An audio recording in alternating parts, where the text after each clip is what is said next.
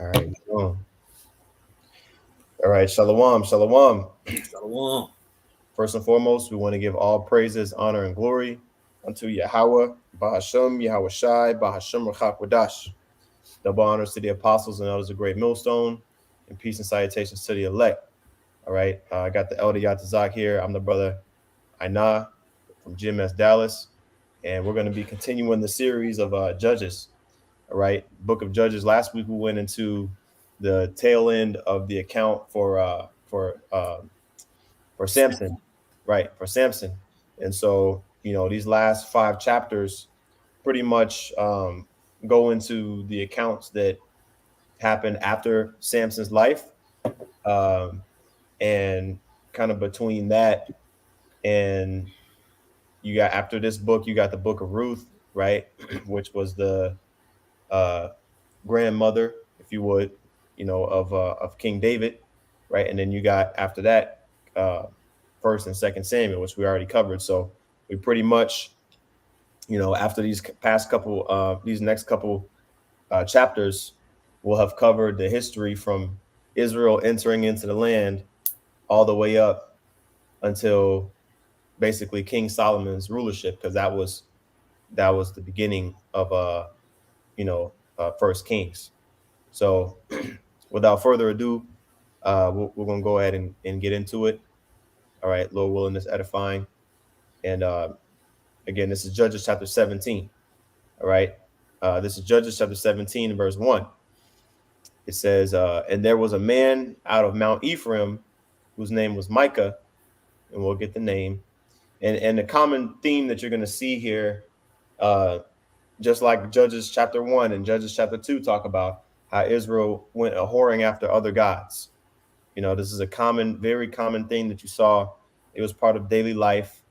And even with the situation with Gideon, the Lord called Gideon, and Gideon destroyed, I think it's what, Judges chapter 6.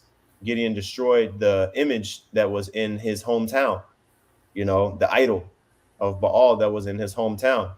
That's why his nickname, if you will, was Jerubbaal, which in Hebrew is let Baal plead against him, because he smote down the idol that was in the town square, if you will. Talking about Gideon. Now, this is another instance where you're going to see how idolatry was it was just a common part of life in Israel when we were in the land. Sometimes when we think about Israel, ancient Israel, us being in the land, you think, yeah, like we were just following the laws, everything was on point, everything was good. Like, nah, there's a reason why we were kicked out of the land and why we were constantly going through different captivities was because we were littered with other gods. Okay. And a matter of fact, that brings a precept to mind real quick. In Jeremiah, I believe. Let me see here. Yeah. Yep. This is Jeremiah chapter 11. All right. And I'll start at verse 11. It says, therefore, thus saith the Lord, Yahweh Shem Yahweh Shai, behold, I will bring evil upon them. And you can read up to see why this is happening. Okay. Why this is prophesied to happen. Behold, I will bring evil upon them, which they shall not be able to escape. And though they shall cry unto me, I will not hearken unto them. Right. And we're reading why. Like when you read Isaiah, Jeremiah, Ezekiel, Daniel, these chapters that go into Israel being judged and the Lord saying, no, even though you cry unto me, I'm not going to hearken. The Lord had to get built up to this point of being fed up with us. And we covered the history of why, of how we got to this point with the Lord. It was years, and I'm talking about hundreds of years of just Israel just, being idolatrous. So now you get scriptures like this in Jeremiah, which is later on in our history, where the Lord said, you know what, enough is enough. Even when you cry unto me, I'm not going to hearken. Right? It says, verse 12, then shall the cities of Judah and the inhabitants of Jerusalem go, and cry unto the gods whom they offer incense, but they shall not save them at all in the time of their trouble. Right? So nothing is new under the sun, man. Okay, same thing that our people were doing during the time of Jeremiah, which Jeremiah was during the Babylonian, empire. Okay, leading up to us getting captured, the Southern Kingdom getting taken over and captured. Right? It says, um, but they shall not save them at all in the time of their trouble. For according, this is the point, for according to the number of thy cities were thy gods, lowercase g, right? According to the number of thy cities were thy gods, O Judah, and according to the number of the streets of Jerusalem, ye have set up altars to that shameful thing, even altars to burn incense unto Baal. You see that? So if you want to correlate it to today, New York, for example, New York City, they got First Street all the way up until 100 and 50th Street, right? Talking about just numbers. When you go to them older cities, Dallas, I don't really think they really have that as much, but certain cities, I know like Cleveland, they got that. Yeah, they got that over here. Oh, you know what I'm saying? Yeah. 14th Street, 15th Street, 18th Right. Street. Mm-hmm. Yeah, I'm off 18th and 14th. See? So the point being made is this was a very, very, very common everyday part of life. People have multiple idols in their houses. Okay. When I say idols, I mean shrines to different gods, not the, different little, we talked about, pocket idols, 1 foot size, 2 foot size, 3 foot, they were all over the place. It's a dude that live up the street. It's a dude that live up the street from me. When you pass by his house, he got a gargoyle sitting in the front yard. You understand what I'm saying? That motherfucker sitting up on the porch. Like he got it sitting on the porch like it's watching over his house for him. Yeah. And our people were notorious for burning incense, meaning sacrificing unto these gods. That's how they were show their worship. They would say, okay, the first fruits of my increase or this or that, whatever, okay, I'm going to take this lamb and I'm going to sacrifice it unto this God so that I can get wealth. I'm going to sacrifice it unto this God so I can get, I can, you know what I mean? And that's what the Lord hate, because the people knew about the Lord. The people knew about Yahweh, but they still were basically mixing and mingling with the Canaanite gods, right? Remember, you had the Philistines on the West Coast. You had certain cities that were scattered throughout the tribal allotments that were only Canaanite cities where there were no Israelites in there. So they were in basically in the world, like how we would say, but back in the land. And so I wanted to set the tone before I go into this chapter, because it's important to understand the culture of that time. Okay. And that's why you get certain scriptures like that, what we just read in Jeremiah 11. All right. So it says, there was a certain man of Mount Ephraim whose name was Micah. And that word Micah is Mayakawa. All right. It says, who is like unto the Most High. Okay. And there's multiple men who had that name. Okay. And let's see here. It says verse 2, and he said unto his mother, the 1,100 shekels of silver that were taken from thee, which thou cursed, and spakest of also in mine ears, behold, the silver is with me. I took it. Blessed be thou, And his mother said, blessed be thou the Lord, my son. So I guess he stole from his mother or something like that, right? And he told his mother, hey, I took it. And she blessed him for telling him the truth. And it says, verse 3, and when he had restored the 1,100 shekels of silver to his mother said, I had wholly dedicated the silver unto the Lord from my hand, for my son to make a graven image and a molten image. Now, therefore, I will restore it unto thee. So this kind of tells the tale of how idolatry, in the sense of making idols, right, was another thing. People would, it was another thing that was popular. People would make idols, right, and say, this is for the Lord. The Lord never called for that. So it's kind of like how you have Christianity today. You have Christians that think that, yeah, I'm doing the Lord's work. I'm reading out of the Bible, you know, but they're not, but they got it wrong. You get what I'm saying? Like it's the same kind of like misinterpretation, you know? Um, and so this is a very common thing.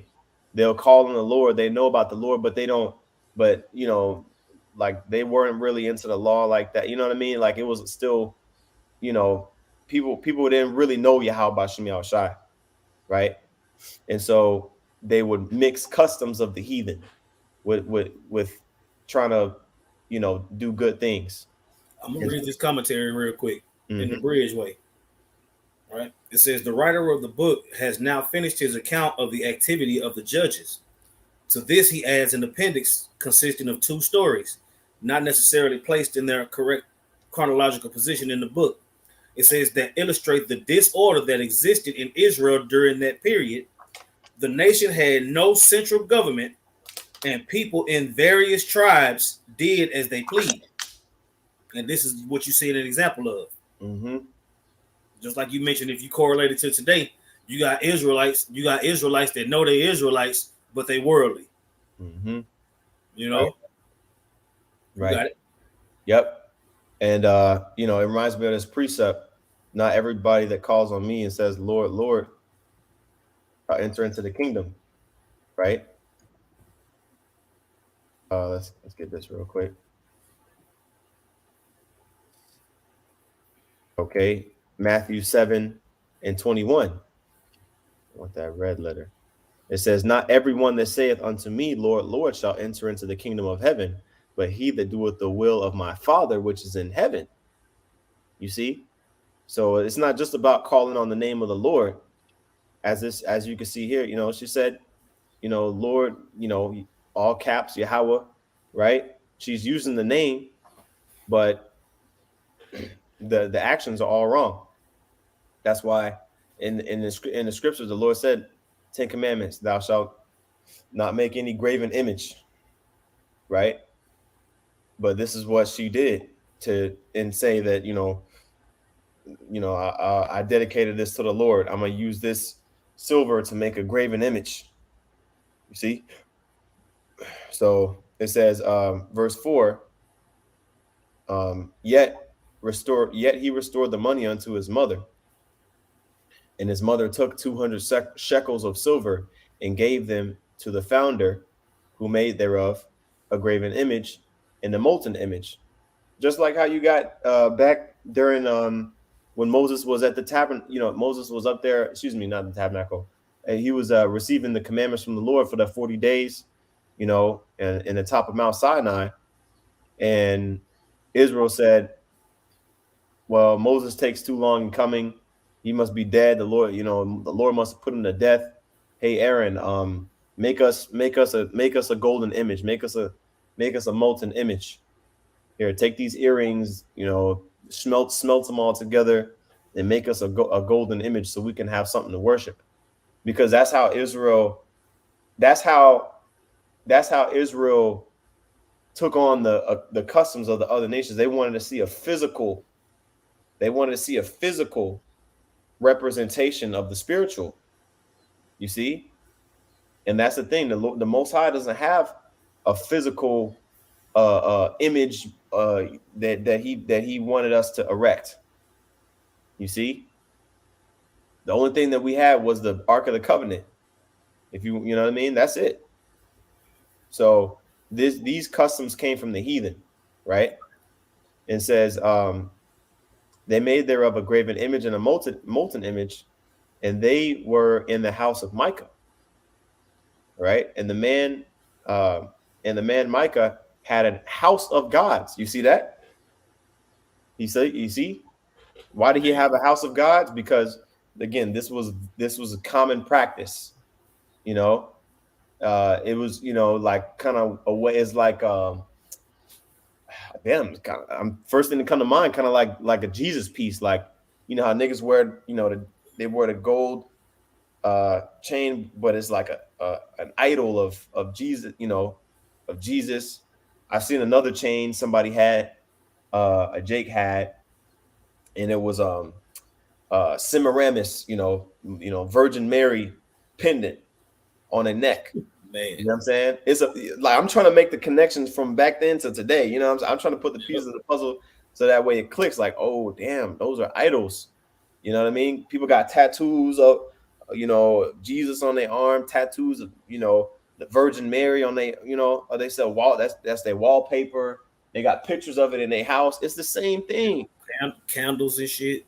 Yeah. It's the same thing. Let me turn this back. Let me turn this light on real quick. Slide. It's the same thing. Okay.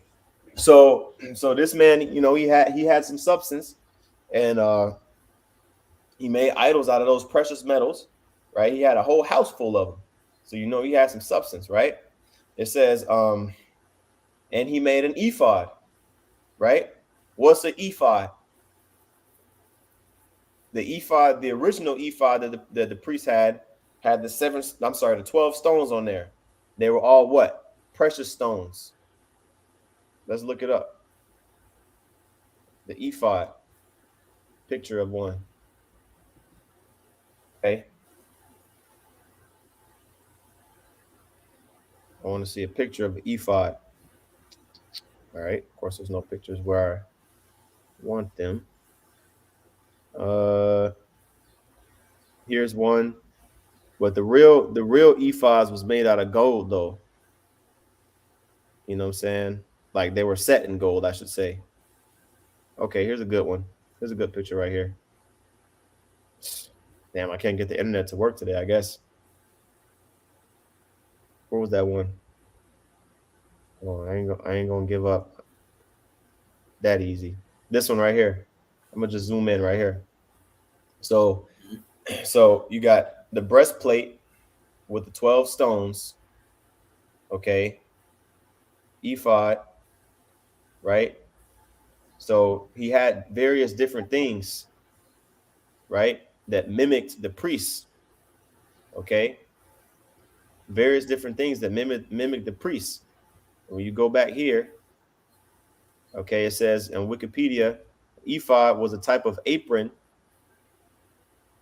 that, according to the Bible, was worn by the high priest, an artifact and an object to be revered in ancient Israelite culture, and was closely connected with oracular practices and priestly ritual. So you had the priest that was basically commanded to wear the ephod, okay.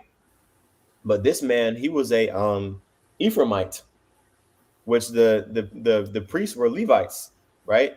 But he made his own ephod, and he made his own teraphim. You know what I'm saying? Which is another thing that was used by the priests, right? And he consecrated one of his sons who became his priest, right? So he pretty much like, but the priest, it wasn't a priest of the Most. He didn't have the temple or nothing like that. The Most High set up. You just had the Ark of the Covenant, which was set up in Shiloh at that time, I think, or was it Bethel? Let me double check. Kind of bouncing around a little bit, but I'm gonna get back to it. It was set up in Bethel at that time, and then during the time of Judges, the Ark was relocated to Shiloh. Okay, so it was either in one of these two cities, right? Either Bethel or Shiloh. Kind of moved around during time, but it was either in one of these two cities, right? And so that was the only sacrifice that was consecrated by the Most High. Everything else that people did, they did their own stuff, right? That's kind of what I'm kind of getting around to. And you see it, and that's the spirit that you're going into there, because we still in the book of Judges. Mm-hmm. You see, you got all the judges that came and went, and at the same time, you got other camps doing what they want to do. Right. So you could always correlate what was going on back then to today. You see, you got some Israelite groups that use the name Yahweh Bashem Yahweh Shai. You got some that don't. You got some that make sure they got their fringes on everywhere. You got some that don't. You know, you got some that talk about the law, the law, the law, and then you got the prophets that's in tune with Yahweh Bashem Yahweh Shai that's letting you know it's about truth, faith, mercy, the more weightier matters of the law. You see? Mm-hmm. Go ahead. You mind if I get a precept real quick? Oh yeah, knock it out. All right. This is the book of Sirach, chapter 30, because I think this does a good job of describing overall the state of Israel at this time. I said, you see, I would say, when you see as we continue to go through this, you always had a remnant. You see, but this is focusing on what the not remnant was doing. You know what I'm saying? It goes in on the two accounts that we're gonna get into. Where the account that we focusing on today is showing you those that it told you in the commentary they was doing what they wanted to do. You Right. see, after all those judges, after each judge, the Jake got Mm-hmm. worse. They would Yep. repent, then they would get worse. They would repent, then they would get worse. Now you're seeing the tail end of this particular portion of history. Mm-hmm. And it's going to But continue to get wild. You got it? yeah, I was gonna say, it doesn't like really specify when exactly this happened during the, during the time frame of the first judge to the last judge. It could have happened in one of the periods where, like, it doesn't really write much about a particular judge or whenever the time was, because I think these last chapters, they may have happened maybe a little bit earlier, than Yeah, it don't after Samson. specify. You know what I'm Yeah, it saying? don't specify. It just tell you it was during the time of judges. Right, right. So with this precept here, I'm gonna get it real quick. This is Ecclesiasticus chapter 30 and verse 8. All right. It says, and a horse not broken becometh headstrong, and a child left to himself will become willful. Right.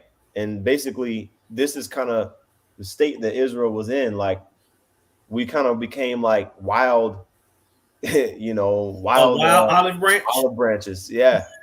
You know what I mean? Like wild horses, like, you ever watch, I'm sure you go on YouTube and look up how wild horses operate. They not on the same, it's like a wolf versus a dog. You know what I'm saying? Like, they both technically dogs, but you know, one of them is domesticated, the other one is wild, right? Same thing, it says a child left to himself, never got chastised, never got, or got a bunch of things that they don't appreciate, that they take for granted. He gonna become willful. So the Lord, he was slow to anger, and this is the reason why. If you ever wonder why, damn man, I hate my job, man. Why the hell I'm going to work today, man? I'm ready for the kingdom. If you ever got that thought, just go back and read the book of Judges. See how good we had it, and how bad we messed up when we had our own lands, we had our own sovereignty, we had our own laws. You see, we had our own, you know, everything, offspring, passing things down, no taxes, all that, and we gave it up because we wanted to go after a whoring after other gods. You see, and understand how upset the Lord was to put us in the situation that we're in 2024. Okay, so going back to this account here, all right, it says, um, let's see, one of his sons became his priest. Verse 6: in those days there was no king in Israel, but every man did that which was right in his own eyes. And there was a young man out of Bethlehem, Judah, um, out of the family of Judah, who was a Levite, and he sojourned there. Okay, so remember, the Levites were pretty much scattered. They didn't have their own land allotment, so They were pretty much sprinkled throughout the land. And there was a man. It says out. He dwelt amongst the tribal allotments of Judah, and he was a sojourner, meaning a kind of like a traveler, if you will.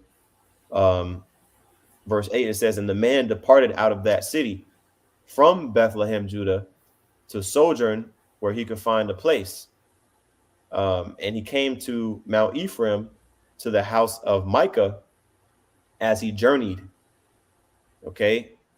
It says, and Micah said unto him, whence comest thou? And he said unto him, I am a Levite of Bethlehem, Judah, and I go to sojourn where I may find a place. Right. So he kind of, would stay in one place and go to another place after a while, and so on and so forth. Remember, the Levite's job was to be, priest to the Lord. Right. So it says, and it was the other 11 tribes' job to provide the things that the Levites needed in order to be priests, right, to do their job. It says, and Micah said unto him, dwell with me and be unto me a father and a priest, and I will give thee 10 shekels of silver by the year, and a suit of apparel, and thy victuals. So he let the Levite, so the Levite went in. So basically, Micah was like, hey, I got some substance. He made one of his own sons a priest, even though his son was a Ephraimite. So he was like, oh wow, I got a real Levite, man. Hey, you can be my priest, right? And so verse 11 says, and the Levite was content to dwell with the man, and the young man was unto him as one of his sons, right? He paid him everything, so he stayed with him. It says, and Micah consecrated the Levite, and the young man became his priest and was in the house of Micah. Okay. So he did I'm sure, there was a certain ritual, put the clothing on, everything like that. And that was the young man's job. Okay. Then said Micah, now know I that the Lord Yahweh will do me good, seeing I have a Levite to my priest. Right. And this brings another precept to mind. Sometimes it's through different places where you got precepts in these types of accounts you got to pull from. Is this okay? We get this real quick. First Corinthians chapter 2, and let's see a good place. Verse 11. Actually, verse 14 is the point. All right. It says, but the natural man receiveth not the things of the Spirit of the Most High, for they are foolishness unto him. Neither can he know them, because they are spiritually discerned. Right. And so, just getting to the point on this precept, this man Micah, he didn't really know the Lord, like how we have a personal relationship with Yahweh Shem Yahushai and things like that back then, especially, and even today. But it's the same thing. Majority of people don't really have a personal relationship with the Lord. They're not spiritual.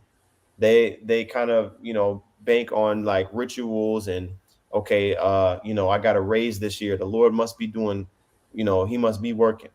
Oh, I got a new car this year. Oh, I got this new house. Yeah, the Lord's dealing with me. Which, though those things can be, I guess, signify that, yeah, the Lord, bless you with those things. That's really how the only way that people would gauge that the Lord would be dealing with them, but would be from their carnal gain. Gain is godliness. Exactly. Oh, that's a great one. I can get that one too. Supposing that gain has got the water. Get that one, and then we'll go back. We'll continue in chapter 18. I can spell it right. I think here we go.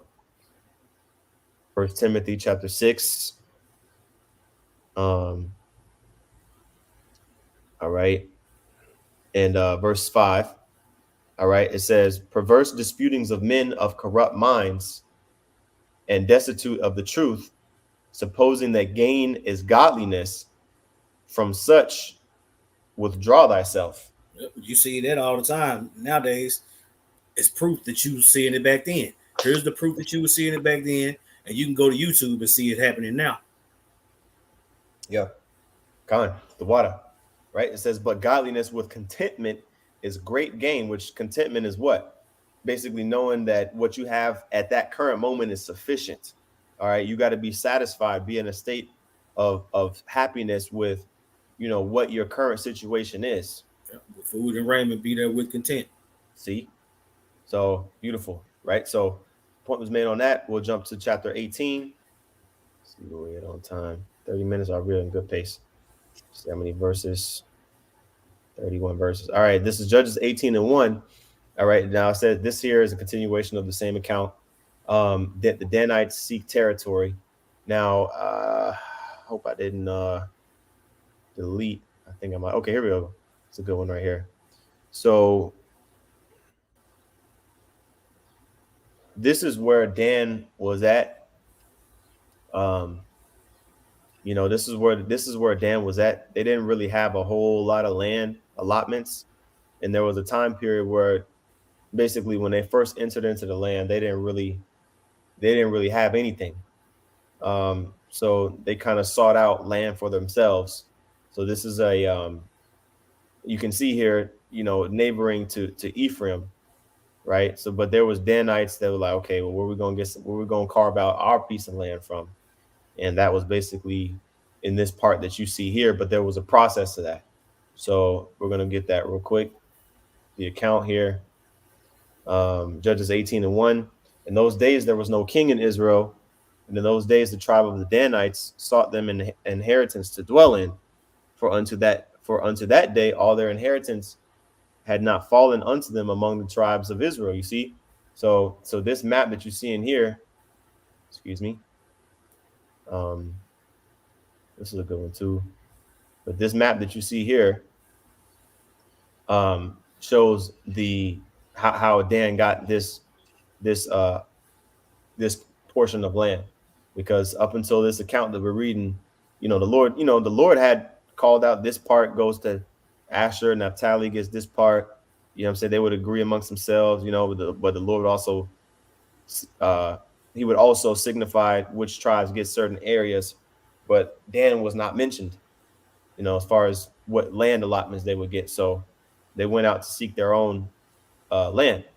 All right. And it says in verse 2, and the children of Dan sent of their family 5 men from their coasts, men of valor from Zorah and from Eshtaol, to spy out the land and to search it.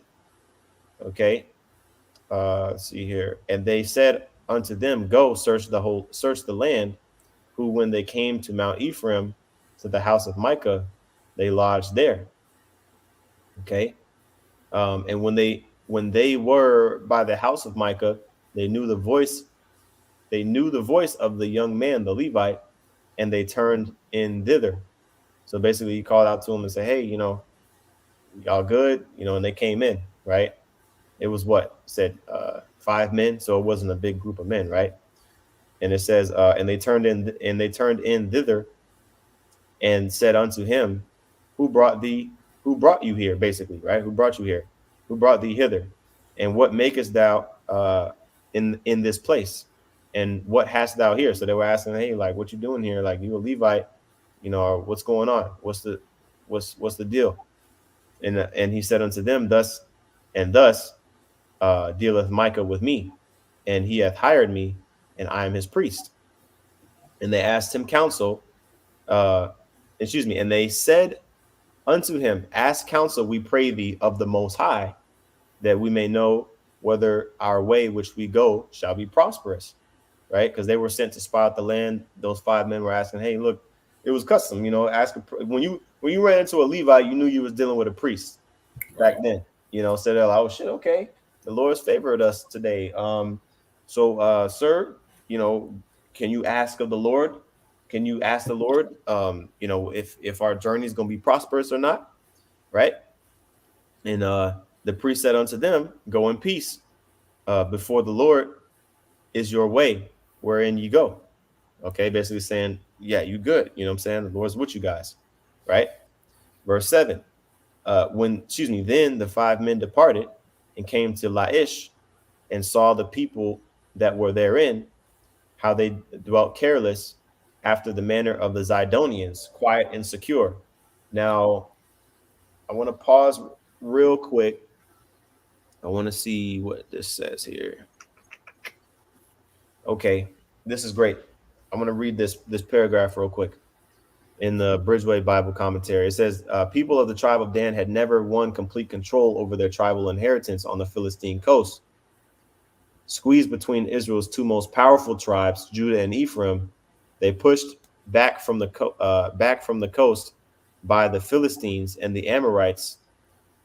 They were left with very little area to call their own. They therefore sent a group of representatives to look for a better dwelling place elsewhere.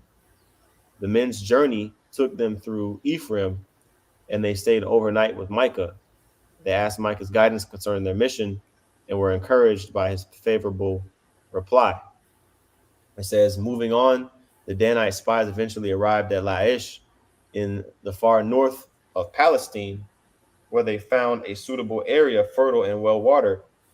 Okay, because we mentioned Tyre and Zidon; those are coastal cities, right? You know, and Tyre and Zidon are up here, but the Zidonians, I believe, no, they were Philistines. All right, so don't get the two confused. Zidon and Zidonians; those are two different things. But basically, on this map here, you got the northern part of Philistia. Actually, I think it was this one here. You can see the northern Philistine, right, on this left side of this map. So they push towards the coast. All right, and it says, and there was no, going back to Judges 18:7. In the middle, it says, and there was no magistrate in the land that might put them to shame in anything, and they were far from the Zidonians, and had no business with any man. And they came unto their brethren in Zorah and Eshtaol. Okay, remember, Samson was a Danite. Zorah and Eshtaol, we had that map pulled up last week, but it was, let's say, it wasn't really a big city, but it was like kind of in this area, right? So they went back to their homeland, to their brethren, and said, hey, look, this area over here is good, right? So this is what happened. All right. It says, and their brethren said unto them, what say ye? And they said, arise, that we may go up against them.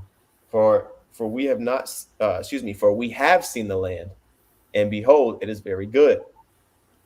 And are ye still? Be not slothful to go and to enter to possess the land. So the five men that were sent out to be spies to spy out the land, they said, look, man, there's these Philistines over here. They out here chilling. There's plenty of room for us. You know what I'm saying? Yo, hey, we need to come back. We need to go out there and conquer right now, right? And it says, verse 10, it says, when you go, you shall come unto a people secure, and to a large land, for the most high hath given it into your hands, a place where there is no want of anything that is in the earth. So they were like, yo, we found a paradise area. Like, man, nobody's here. Everybody, you know what I'm saying? All we got to do is take these little Zidonians out and we'll be good. Right. And so it says in verse 11, and there went out from thence of the family of the Zanites out of Zorah and out of Eshtaol 600 men appointed with weapons of war. So they were like, okay, we're going to go to this area. We're going to conquer it. We're going to settle there. Verse 12, it says, and they went up and pitched in Kirjath Jearim in Judah, wherefore they called that place Mahan Nadan unto this day.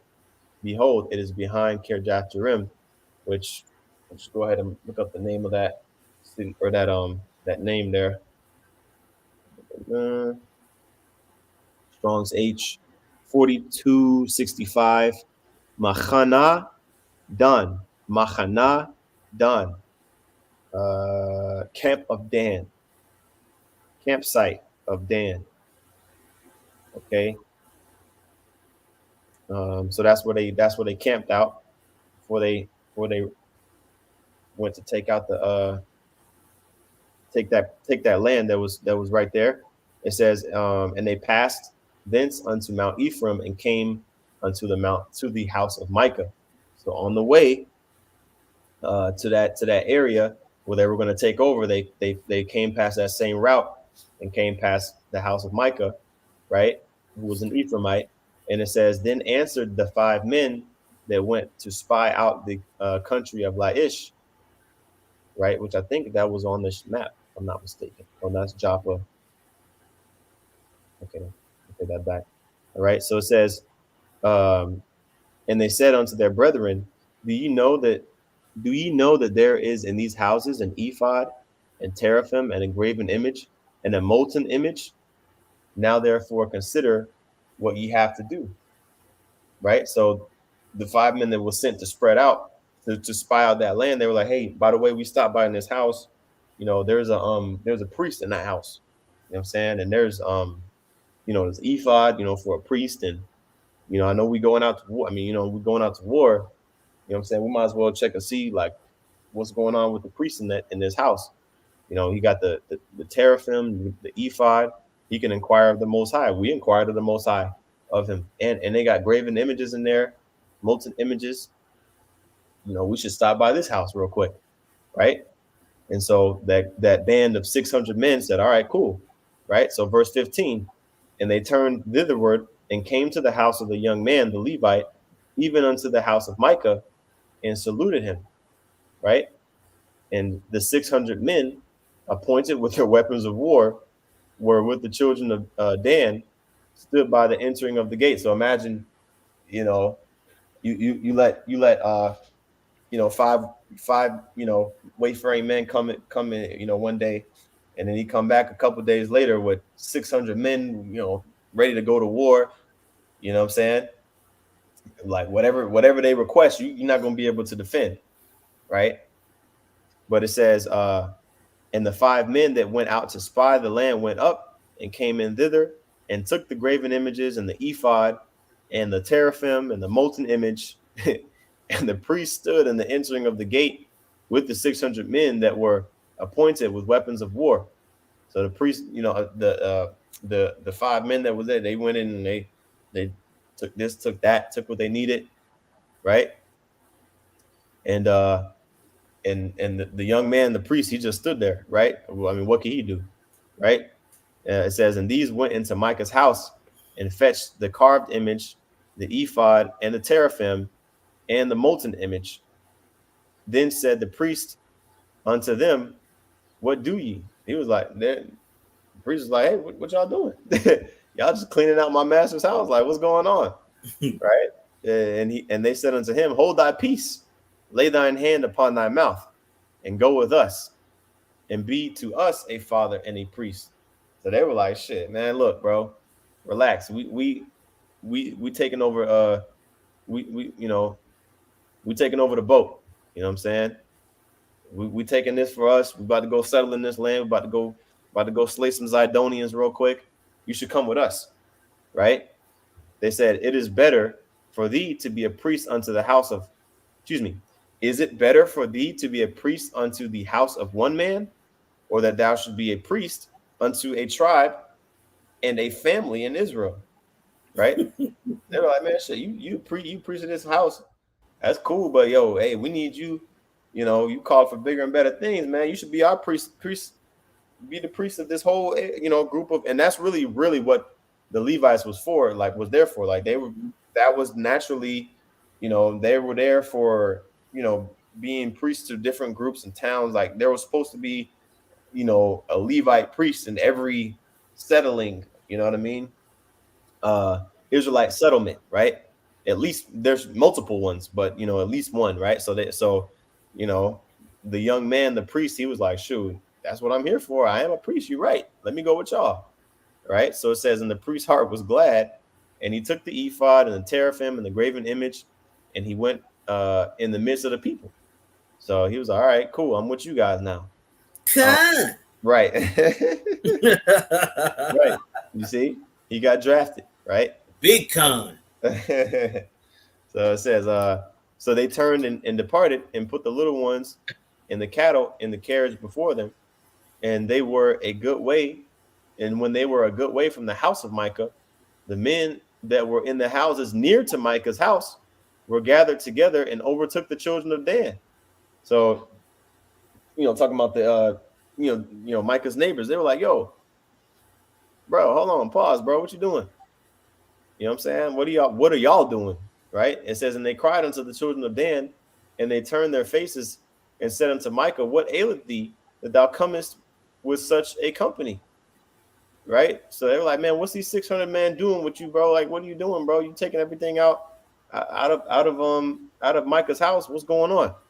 And he said, ye have taken away my gods which I made, and the priests, and ye are gone away. And what have I more? And what is this that ye say unto me? What aileth thee? And the children of Dan said unto him, let not thy voice be heard among us, lest angry fellows run upon thee, and thou lose thy life with the lives of thy household. Right? And I think it'd be better if I read this in the NLT just to get a better grip of the conversation. Right on. All right, I'm gonna read it again. Judges 18 and 22. It says, when the people from the tribe of Dan were quite a distance from Micah's house, the people who lived near Micah came chasing after them. They were shouting as they caught up with them. The men of Dan turned around and said to Micah, what's the matter? Right? So Micah was amongst this group, seems like. It says, why have you called these men together and chased after us like this?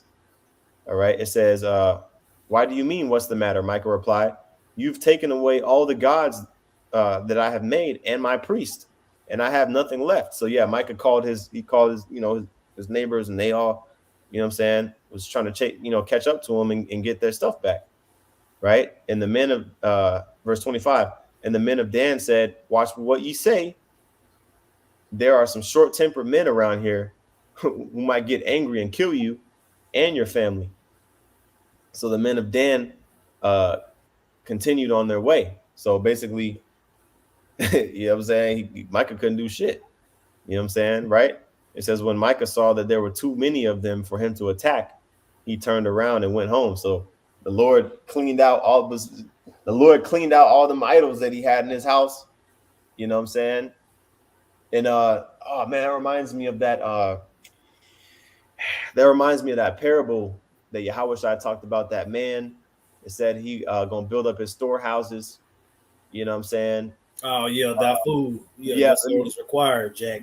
yeah. Let me see if I can find that real quick. Con.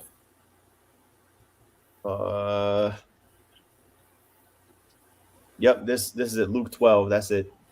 Luke 12, and I'll start at verse 16.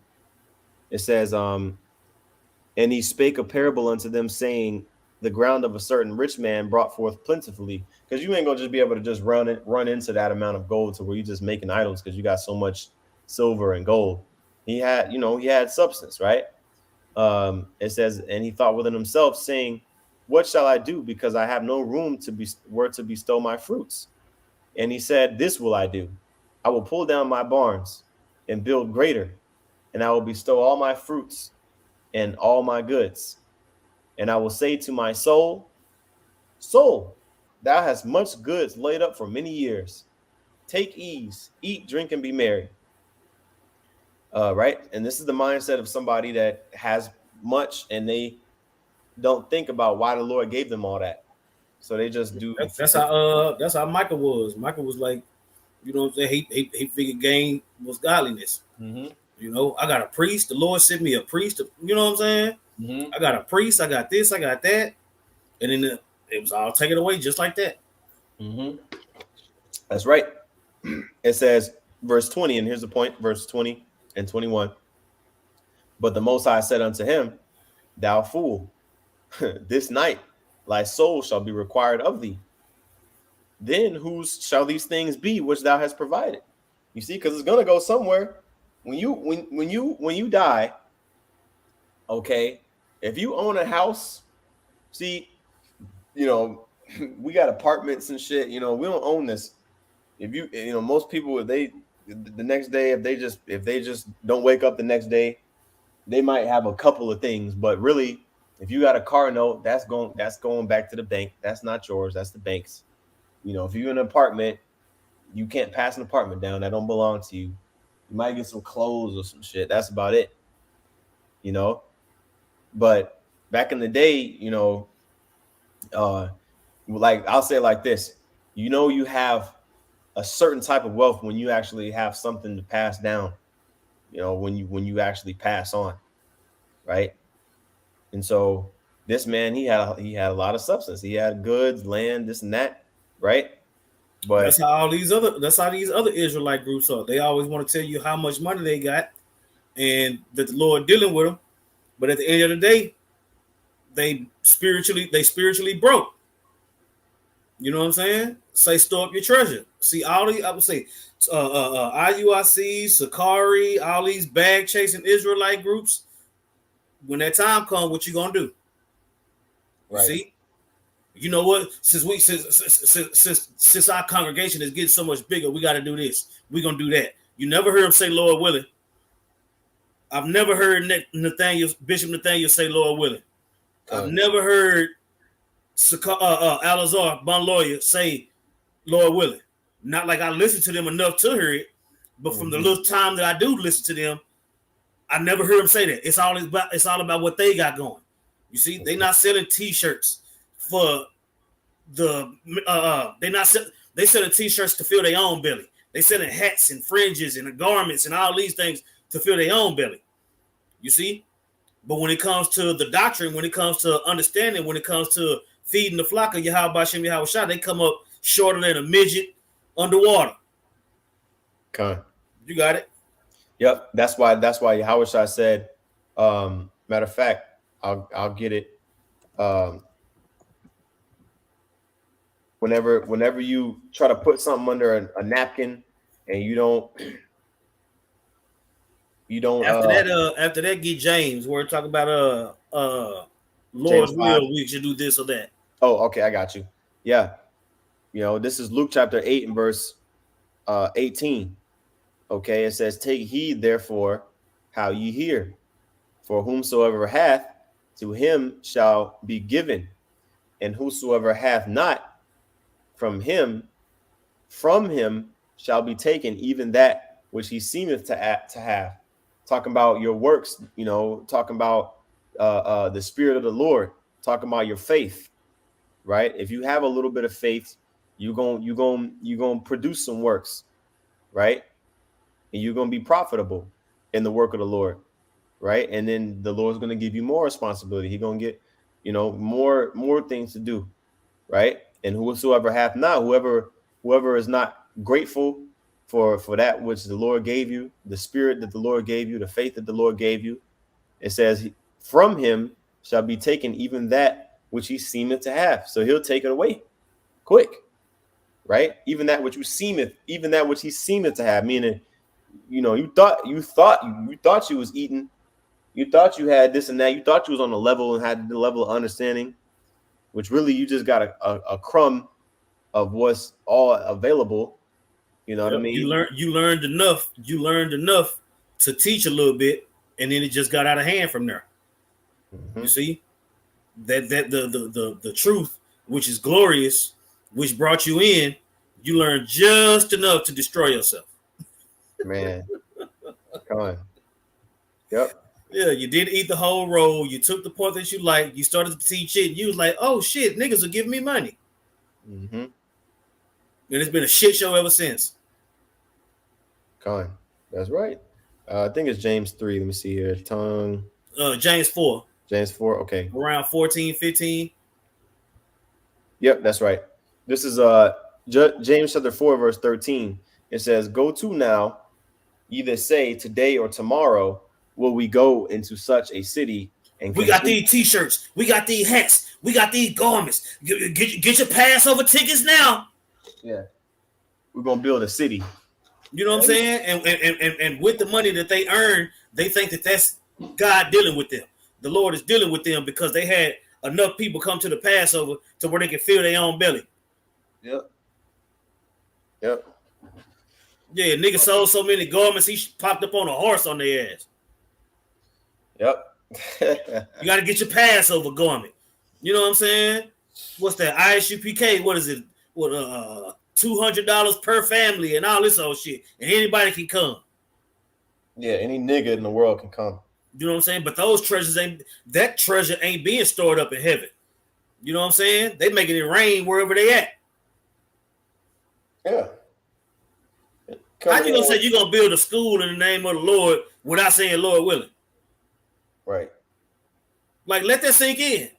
That mentality was during the time of Judges with this account we going in with Micah. You got it. Yep. They don't put the Lord first. So it says, today or tomorrow we will go into such a city and continue there a year and buy and sell and get gain. Whereas, you know not they what shall be on the morrow. You know, meaning you don't know what tomorrow's going to bring. That's why Yahushua said, "Don't worry about tomorrow. Sufficient for today is the evil thereof." With food and raiment, be there with content. Mm-hmm. That's right. We all reading out the same Bible. You know what I'm saying? Matter of fact, read this in the NLT. See what it say. Yeah. Come on. All right. James 4:13. It says, "Look here." Oh, the title says, "Warning about self-confidence." Thank you, Elazar. Man. Thank you for the NLT. Yeah, okay. we I would say ain't no telling when the Gorilla Bible coming. Oh man, is that a real thing? Or I hope not. Hey, who knows? Shit. Gosh. It says, "Look here," James 4:13 in the NLT. "Look here, you who say, today or tomorrow we are going to a certain town, and will stay there a year. We will do business there and make a profit. How long? How do you know what your life will be like tomorrow? Your life is like the morning fog. It's here a little while, then it's gone." Right. So having understanding, we understand that when we do make plans, it's the Lord's will on whether or not we're gonna do these things. You see, man's goings are of the Lord. You see, whether you're doing something jacked up or you're doing something righteous, the Lord is controlling all those things. You see? Go ahead. Right. Yep. And this is written to the believers. This is written to the believers in Yahweh Shai.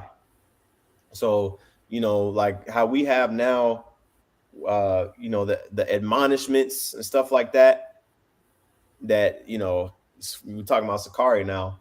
It seems like they don't like certain admonishment scriptures that Paul, put out there. You know what I'm saying? When Paul was giving us the advice on how to deal in the spirit, you know what I'm saying? Right. Paul was giving us good advice on how to deal with daily life and all these different things while still keeping under your body. You see? Paul was explaining through the spirit on how to deal. No matter what the situation, whether it was what you was eating, you see, the laws that in the Acts 15 council, you know what I'm saying? He got on the boat and went to the elders to get understanding so that he could feed the flock properly, getting it straight from the horse's mouth. You got it. Khan. It says, verse 15, what you ought to say is, if the Lord wants us to, we will live and do this or that. Lord willing. Hey, brother, I'm about to jump in the car. Lord willing, I'll see you in a minute. Mm-hmm. Khan. Lord willing, I'll catch you at camp Friday. That's right. Right. And anybody, you always got to acknowledge that it's up to the Lord. You got it, Salaki. Khan. That's it. You hit the nail on the head, Zaquan. Again, because you got people they kind of cringe at, like, when we say Lord willing or Abaratazah, you know what I'm saying? It's like, damn, nigga, like, you don't believe in the Lord? I'm talking about people in the world. You know what I'm saying? I mean, we don't say, I personally don't say Abaratazah to somebody in the world. But, maybe like if you're having a conversation, like, with your family, you're like, yeah, Lord willing, I'll be able to attend this gathering or go and do this, or, you know what I mean? And that's like, Lord willing. That's how far removed we are from the spirit. I mean, these people in the world, right? But this is the scripture here, verse 16. Otherwise, you are boasting about your own plans, and all such boasting is evil. Let that sink in. That's it. Let that sink in. Those couple verses right there, that's a lesson in itself. Heavy, yeah. You know? Yeah. Right? Read the last one. Right. I'll read it again. James 4:16. Otherwise, you are boasting about your own plans, and all such boasting is evil. See that? So read the next line. It says, remember, it is sin to know what you ought to do and then not do it. You see? Jake know that they should say Lord willing before they make plans. Just on this level right here. You see? Amongst other things that they do. That we have to call out through the spirit, or it's gonna be blood on our hands. No, thank you. And when I say I will die for a brother. I will die for the brotherhood if that's my lot, but I'm not gonna allow a nigga to get me killed. If that's in my lot, you know what I'm saying? Right. You gotta always keep the scriptures in mind, and Jake just don't be doing that, man. You got fringes on. You got fringes on, telling people what you gonna do without saying Lord willing. Man, you got it. Kind.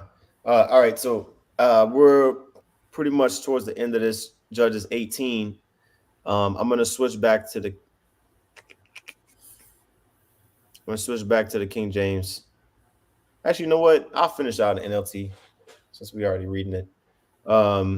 Judges 18, and back in verse 27, it says, then with Micah's idols and his priest, the men of Dan came to the town of Laish, whose people were peaceful and secure. They attacked with swords and burned the town to the ground. There was no one to rescue the people, for they lived a great distance from Zidon and had no allies nearby. This happened in the valley near Beth Rehob. And then the people of the tribe of Dan rebuilt the town and lived there. Okay. It says they renamed the town Dan after their ancestor, Israel's son, but it had originally been called Laish. And they set up the carved image, and they appointed Jonathan, son of Gershom, son of Moses, as their priest. This family continued as priests from the tribe of Dan until the exile.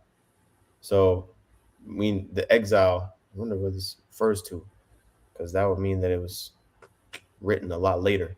But anyway, this is Judges 18 and 31. So Micah's carved image was worshipped by the tribe of Dan as long as the tabernacle of the Most High remained at Shiloh. Dang, this right here suggests that it's talking about the exile of the Northern Kingdom during the Assyrian Empire, which would have been meaning that this was written way later than when this occurred. But I'd have to look in the commentary. So yeah, but it says this carved image, which was a graven image, which was basically a stumbling block, and a sin. It was worshipped by the tribe. Look up that word exile right quick. Yeah, kind of. Give us something. Yeah, I wonder what it's going to do it after. Let's see here. Exile. Oh yeah, man. What the hell's going on? Where's that word at? Until the exile. Hold on.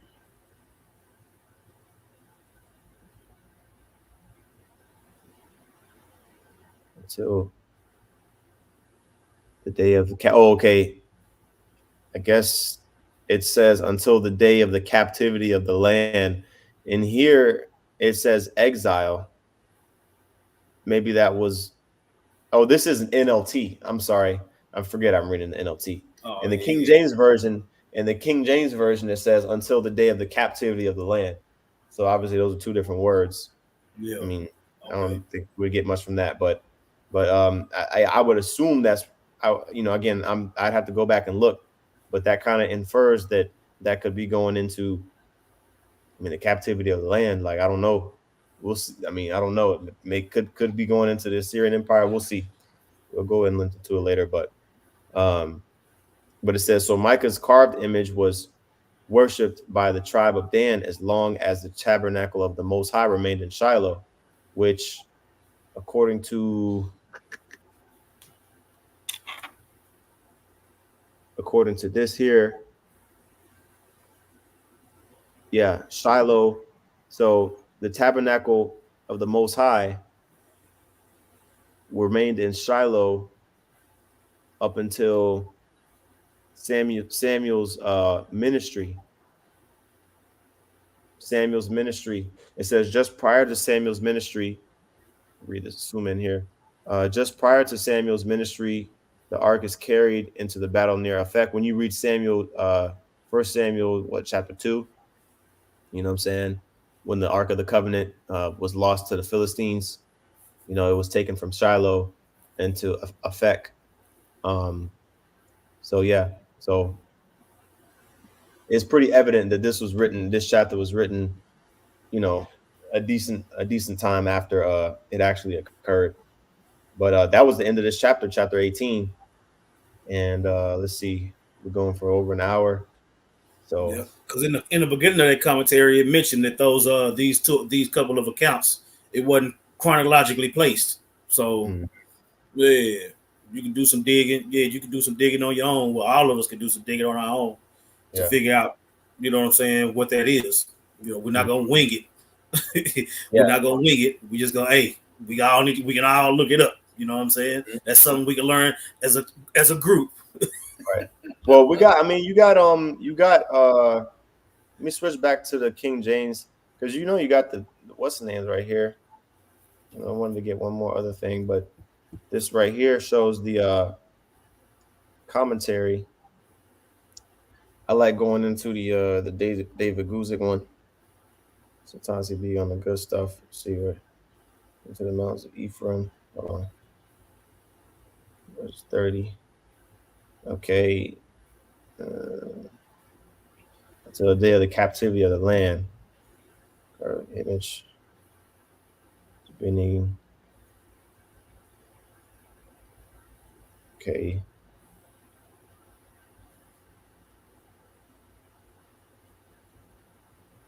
yeah, it doesn't really go into it. But I did want to get something here.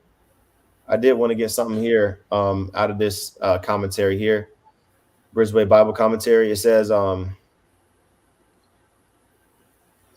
well, I'll just read these last two sentences. It says they journeyed on to Laish, um, and they were ruthless. Excuse me, where they ruthlessly slaughtered the people and burnt the town. Okay, it says they then rebuilt the town according to their own plans, renamed it Dan, and used Micah's priest and images to establish their own idolatrous religion. And that was the key point I wanted to get. It shows here. It talks about how this idol and everything they had, that was off. Mm-hmm. Okay, that was off. It says they established their own idolatrous religion. So these customs of um, saying that you're worshiping this and thinking that it's righteous and all that. This goes back way, way, way, way back, man. Okay, and it reveals who the young man was at the end of this chapter. That young priest, it didn't name him um until verse 30, where it says Jonathan, that was his name. Okay, the son of Gershom, the son of Manasseh. Okay, um, and he and his sons were priests unto the tribe of Dan. Now it says in the NLT, the son of Moses. So I don't know what the hell. Let me look. Let me actually look at the Hebrew. Man. That's why we have the Hebrew. Let me see here. Yeah, it says Bon Manasha. I don't know why it says Moses in the NLT, unless I'm not about to look and see if it could be a clerical error because I know some. I know Moses' son was Gershom, but in this That's Manasseh, ain't it? it is. Bon Manashar, that's Manasseh, right? It is. But in the NLT it says son of Moses, would which you'd have to remove this na in order for it to be Masha, which would be Right. Moses. So I don't know what's going on there. I don't because it does say son of Gershom. I don't know. I'm not going like you said. I'm not going to wing it. Yeah. But it just confirms that his, it says here that his name was Jonathan, the son, or excuse me, the young man that was that priest. So I mean, Gershom wasn't, Moses' son wasn't the only Gershom to ever exist, Right. but I don't know why in the NLT it says son of Moses. I Because don't know. it's proof that you can't always go by that. Right. You know what I'm saying? You see that it looked funny in the NLT, so we went back to the KJV and then went back into the Hebrew. Yeah. You know what I'm saying? Instead of just leaving it for face value. Right. You know, Yeah. and it's the spirit that happened on camera. You Yeah. know, Yeah. Con. So anyway, I think that's a good I think that's a good stopping point right there. con. That's what's up. Hey, so with that, Lord willing, that was edifying. We want to give all praises to Yahweh, Bahasham, Yahweh Shai, Bahasham, Rahaha Wadash. Double honors to the apostles and elders at Great Millstone. Peace and blessings to the Akim teaching about the mind Wa Mak. That's in sincerity and truth. Shalom. Shalom.